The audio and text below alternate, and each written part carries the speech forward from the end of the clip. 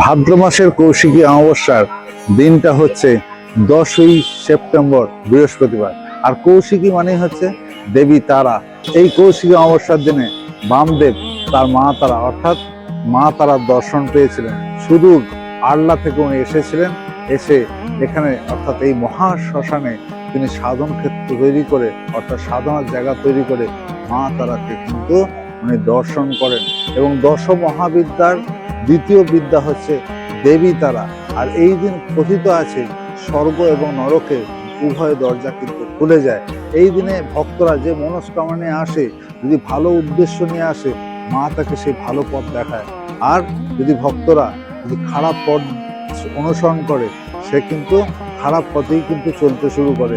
তাই আর দেরি করবেন না, নিজের ভালো, পরিবারের ভালো, সমাজের ভালোর জন্য আর দিনটাকে মনে রাখবেন যে 10ই সেপ্টেম্বর বৃহস্পতিবার। আর আপনারা তো সকলেই আমাকে চেনেন, আমি শিব উমানন্দজি মহারাজ। আর দেরি করবেন না, 10ই সেপ্টেম্বর বৃহস্পতিবার তাড়াতাড়ি যোগাযোগ করুন। ভালো থাকুন, সুস্থ থাকুন। জয় মাতারা, জয় গুরু বামদেব।